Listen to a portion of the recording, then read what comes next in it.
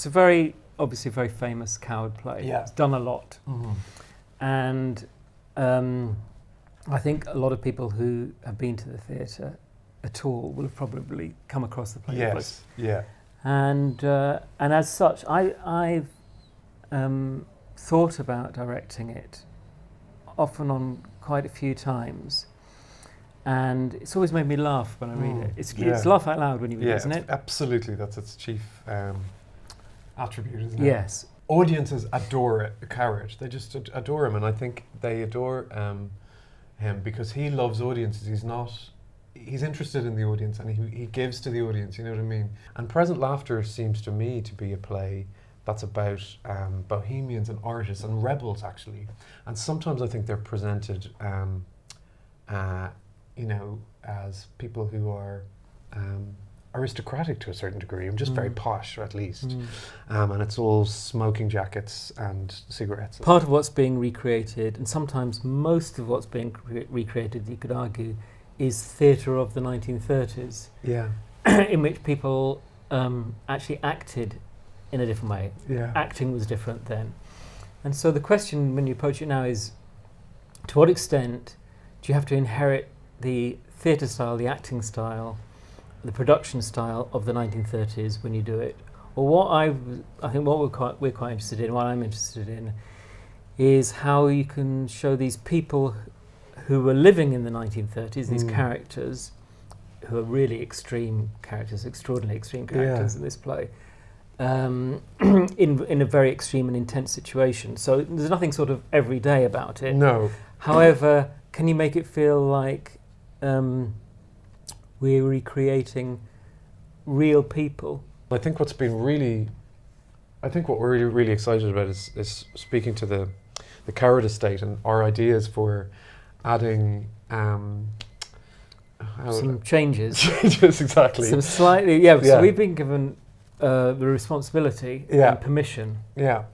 Foolishly. To experiment with part of the play and make a bit of a change to a couple of aspects of it. Which is really genuinely exciting. I think there's something about Gary that is unique in the sense that he's both he's both funny. He knows that he's funny. And he knows that he has an effect on people. But he's also very takes it very seriously as well. He's a strange thing because he's kind of a you could say he's a monster to a degree. You wouldn't want to say that. But also he's quite wise. He's in some respects he's the least naive. He's sort of a truth teller in some ways. Yeah, he becomes a truth teller during it, and weirdly likable. Even though he's outrageous. I think that's really true, and I think it's important. You know, for some reason, to me, it's important that you see the human being behind the sort of celebrity, sort of matinee idol that he. You know, I'm not saying that he doesn't play that and use that, but it's what that is and what seeming. Seeming is acting and non-acting. When are we acting? That's a big thing. It's a big theme in the play. When are we acting? And people saying, "Oh, you're acting now," and you're going, "No, I'm not acting." And you're going, "Well, not actually, you are acting." And actually, sometimes it's exactly as you say. It's if we apply our 21st century attitudes towards acting, towards this play, how do we act now? And we tend to act now. We don't present the problem. We go, "Oh, we want the audience to have to do a little bit of work." And Detective work. And applying that to Coward can make it really, really exciting because his dialogue is not just funny, but so actable, which he talks about in the modern. play. It feels modern. Yeah. Noel Coward was called the first pop star. Yes. Because not only being a star and celebrity through his acting, but also songwriting and singing and big thing. And thousands of people would turn up to see him, hear him sing his songs. Yeah. And so that's something about that.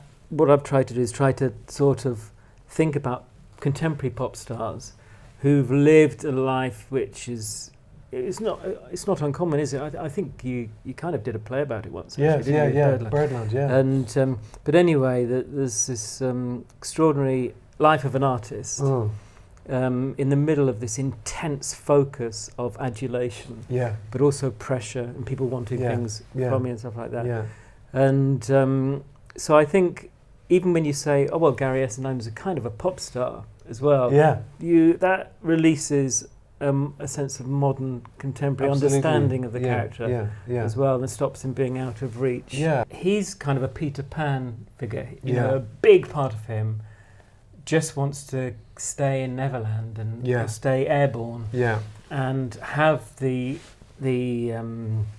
sexual relationships and fulfill his appetite and enjoy the fame that he enjoys. And yet another part of him is feeling old and tired and lonely. It's very interesting. Yeah. This is a play that was apparently originally called Sweet Sorrow, Sorrow, yeah. which is a fantastic title, Absolutely. because it's got a paradox and it's got both things in it. Yeah. It's got Neverland in it and the sweet, and it's got sorrow, this sort of melancholia that Peter Pan has as well, and that loneliness is a byproduct of fame, isn't it? Yeah. And you see that a lot. I'm very interested in success and fame, which people always look up to and think is only positive. Yeah. Actually removes people, it creates an identity crisis Absolutely in it people. does. Absolutely. And that is what Gary's Yeah. dealing with in this play. So it's a comedy, Yeah. and quite Yeah. lightly written. You know. But I do think there's a thing. I mean, they say about you can disguise so much through comedy, and I think before people have sort of you can dismiss the play if you don't really look at what the play is saying. And I just think looking at it with really fresh eyes, about really trying to say, well, what are these people? If you just take out all the tropes that we associate with the play, and I think the age of the character is important. And I think the fact that it's a comedy doesn't mean that it's completely superficial. I think that actually that there are an awful lot of things that he really was saying. He was rebellious and he was transgressive and he was provocative, and I love that about it. What's going to be exciting is really, well, casting it with a group of people who are absolutely at ease with comedy, Yeah. but also just bring with them a kind of dimension as well as that, which isn't always seriousness. Sometimes it's seriousness. Sometimes it's just a kind of soul in the character. Yeah. That you believe the character. Yeah. It's not just script bouncing along the surface. Yes. You believe the character. Yeah, and it doesn't make it any less funny. In fact, you know, I think with any comedy you have to have an element of depth, and with any tragedy you have to have an element of lightness. I just think that's and it really is. And you know, reading the play, it is hysterically. It's hysterically funny. And it becomes like a farce. It does, later on. So farce being a sort of something that builds and builds and builds in energy and becomes out of control. And I don't know about you, but always before I go away somewhere for work, the boiler breaks down, or I get a parking ticket, or sprain my ankle and my back goes out. Yeah, and the Wi-Fi goes, then you're putting in the password and you're there's something goes wrong before you go away. Yeah. It always happens. And true to form, I don't know what that is. It's like the cosmos sort of conspires against you because it doesn't like change or something. Yeah.